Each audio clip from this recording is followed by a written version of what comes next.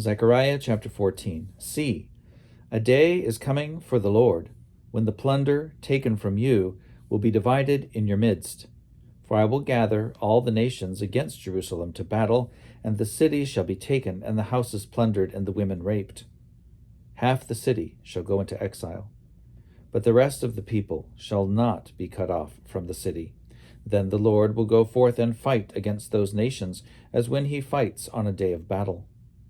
On that day his feet shall stand on the Mount of Olives, which lies before Jerusalem on the east, and the Mount of Olives shall be split in two from east to west by a very wide valley, so that one half of the mount shall withdraw northward, and the other half southward. And you shall flee by the valley of the Lord's mountain.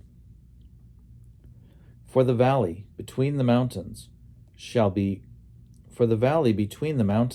shall reach to Azal, and you shall flee as you fled from the earthquake in the days of King Uzziah of Judah. Then the Lord my God will come, and all the holy ones with him. On that day there shall not be either cold or frost, and there shall be continuous day. It is known to the Lord. Not day and not night, for at evening time there shall be light. On that day living water shall flow out from Jerusalem, half of it to the eastern sea, and half of it to the western sea. It shall continue in summer as in winter. And the Lord will become king over all the earth. On that day the Lord will be one, and his name one. The whole land shall be turned into a plain, from Geba to Rimmon, south of Jerusalem. But Jerusalem shall remain aloft on its site, from the gate of Benjamin to the place of the former gate, to the corner gate, and from the tower of Hananel to the king's winepresses. And it shall be inhabited, for never again shall it be doomed to destruction. Jerusalem shall abide in security. This shall be the plague with which the Lord will strike all the peoples who wage war against Jerusalem. Their flesh shall rot while they are still on their feet. Their eyes shall rot in their sockets, and their tongues shall rot in their mouths. On that day a great panic from the Lord shall fall on them, so that each will seize the hand of a neighbor, and the hand of the one will be raised against the hand of the other. Even Judah will fight at Jerusalem. And the wealth of all the surrounding nations shall be collected, gold, silver, and garments in great abundance.